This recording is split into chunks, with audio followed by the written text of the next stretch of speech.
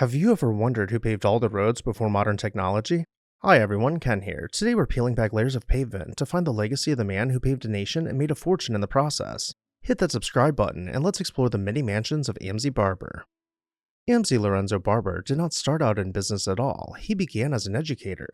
Born in Vermont in the 1840s, he attended Oberlin College and moved to Washington, D.C. in the late 1860s to become a professor and administrator at the newly founded Howard University.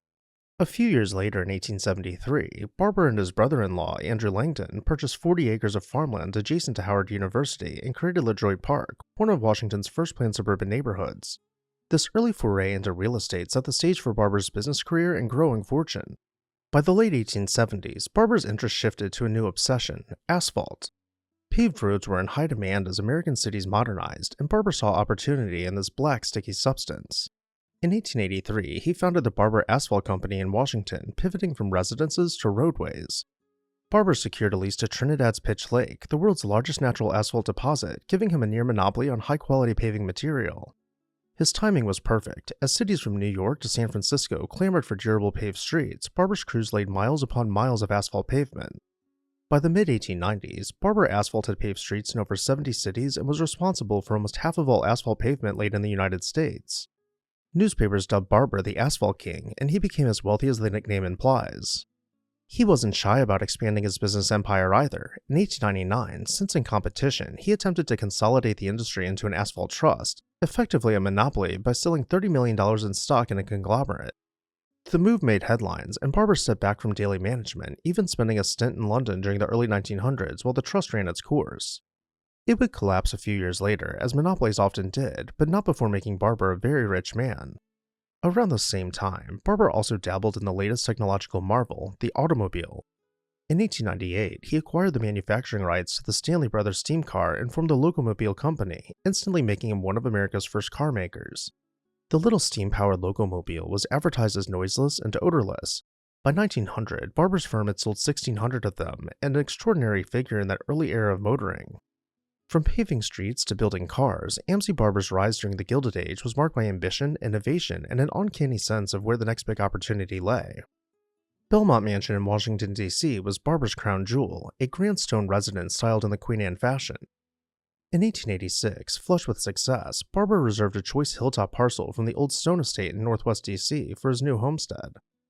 He commissioned architect T.P. Chandler to design an imposing mansion on the site, and the result was Belmont, a 3-story gray stone mansion complete with a 4-story tower and elaborate ornamentation. The house featured a porte-cochere emblazoned with the family coat of arms, welcoming carriages in grand style.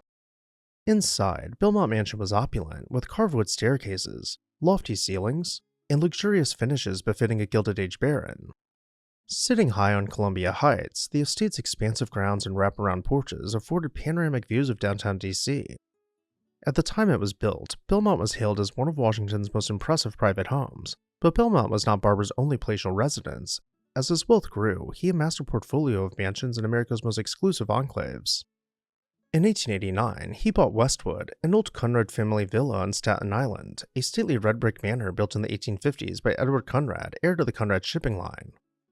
Not content with homes in Washington and Staten Island alone, Barber also planted roots on Manhattan's elite Fifth Avenue.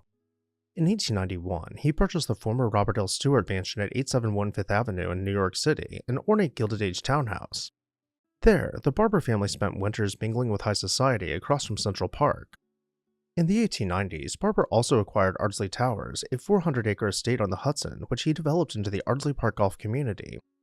And at the height of his success, he even purchased a 269-foot luxury steam yacht, the Lorena, named for his daughter, complete with a crew of 44 on which he would cruise in style. By the turn of the century, Amzi Barber was living large. He had the castles, the yachts, and the acclaim of a self-made mogul. But fortune, like asphalt, needs constant maintenance to retain its integrity. The Asphalt Trust he helped create in 1899 soon ran into trouble. Competitors and regulators pushed back against the paving monopoly, and by 1901, the so-called Asphalt Trust was collapsing under financial strain. Sensing the impending fall, Barber had wisely retired from the company's leadership just before the trust collapsed. He would return briefly in 1904 to aid the restructured Barber asphalt business, but his era of industry dominance was ending. The company that Amzi Barber started in 1883 continued operating in some form until 1981, when the last successor of Barber Asphalt finally closed its doors and sold off its assets. Millions of miles of roads and parking lots have been paved along the way. But that's getting a bit ahead. Back in April 1909, Barber passed away during a bout of pneumonia at age 66 while at his Ardsley Towers estate in New York. And just as his life was cut short, so were those of his mansions. Belmont, once the scene of elegant parties and high society, was demolished in 1915 to make way for the new Clifton Terrace apartment complex.